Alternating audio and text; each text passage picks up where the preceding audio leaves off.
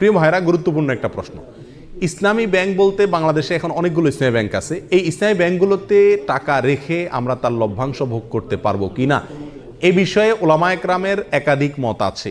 কিছু ওলামায়ে কেরামের গবেষণা অন্তে তারা বলেন যে ইসলামী ব্যাংকগুলো আমাদের দেশের পরিসরে কেন্দ্রীয় ব্যাংকের অধীনে থাকতে হয়, দেশের প্রচলিত নিয়মকানুন মেনে চলতে হয়, যার কারণে এবং অনেক ক্ষেত্রে সদিচ্ছার অভাব বা ঘাটতি থাকার কারণে পরিপূর্ণ ইসলামিক না।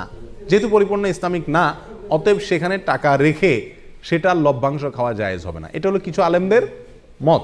এর বিপরীতে অন্য ওলামায়ে কেরাম বলেন, যেহেতু আমাদের সমস্ত ইসলামী ব্যাংকগুলোর শরিয়া বোর্ড আছে এবং সে শরিয়া বোর্ডে গ্রহণযোগ্য ওলামায়ে কেরাম বসে আছেন, তাদের দায়িত্ব হলো এটা ইসলামী পদ্ধতিতে চলছে কিনা মনিটরিং করা, পরামর্শ দেওয়া।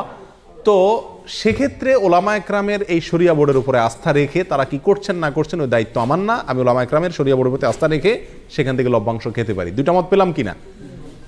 এই দুই মতকে সমন্বয় করে একটা তৃতীয় মত দেই আমি আপনাদের। সেটা হলো ইসলামী ব্যাংকগুলোতে টাকা জমা রাখা এক জিনিস, আর সেখানে বিভিন্ন মেয়াদে কিস্তিতে টাকা রেখে লাভ খাওয়া আরেক জিনিস।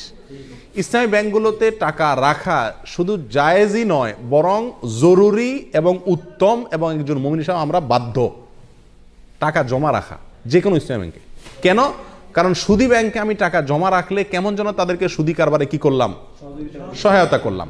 আমার এই টাকাটা পেয়ে তারা সুদে সহায়তা করবে। ইসলামী ব্যাংকগুলো আর কিছু করুক আর না করুক, একটা কাজ তো তারা করবে, সেটা কি?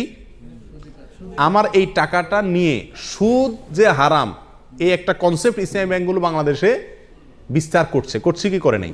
অন্য ব্যাংকগুলোতেও বলে কয়ে ঘুষ দিয়ে ঘোষণা দিয়ে কি দেয়, সুদ দেয়। আর সুদ যে হারাম এই কনসেপ্টটা ইসলামী ব্যাংকগুলো বাংলাদেশে একরকম প্রতিষ্ঠিত করছে। বাস্তবায়ন যাই হোক, এটা জানাইছে, এলেমটা তারা প্রচার করছে। স্বীকৃতি এবং স্লোগান হলো তারা সুদমুক্ত ব্যাংকিং চায়। অতএব তাদের কাছে টাকা রাখা আর সুদী ব্যাংকে টাকা রাখা বেশ কম আছে না নেই? সুদী ব্যাংকে টাকা রাখা মানে সরাসরি সুদখোরকে আমি হেল্প করা, ঠিক না? তাহলে আমরা ইসলামী ব্যাংকের টাকা জমা রাখবো অন্য ব্যাংকের উপরে প্রাধান্য দিয়ে, এতে কোনো সন্দেহ নাই। দ্বিতীয় হলো টাকা বিভিন্ন পলিসিতে রেখে সেখান থেকে কি খাওয়া, লাভ খাওয়া। এটা হালাল কিনা তার জন্য বলেছি ওলামায়ে কেরামদের একটি মত। অনেকে বলেছেন যে এটা হালাল, কারণ এখানে শরিয়া বোর্ড আছে, ওনারা দেখছেন, আমার আর ভেতর দেখার দরকার নাই, বাকি দায়িত্ব তাদের, আল্লাহর কাছে তারা সব বিষয়ে তো আমি গভীরে যা দেখার দরকার নাই, জরুরি না। আর সবচেয়ে বড় কথা হলো তারা বলেন মুসলিম হিসাবে আমরা যেরকম মুসলিম, ভেজালও আছে ভালো আছে, ইসলামী ব্যাংকগুলো এরকম দুধের দোয়া না, তাদেরও ভুলও আছে সঠিকও আছে। কিন্তু তারা যেহেতু সুদের বিরুদ্ধে স্লোগান নিয়ে রাস্তা নামছে এবং ওটার বিরুদ্ধে একটা ফ্লো তৈরি করতে চাচ্ছে, অতএব তাদের ওখানে টাকা রেখে হালাল ব্যবসার পলিসিতে টাকা রেখে লাভ খাওয়া মাসে মাসে জায়েজ আছে। এটা ওলামাদের মত।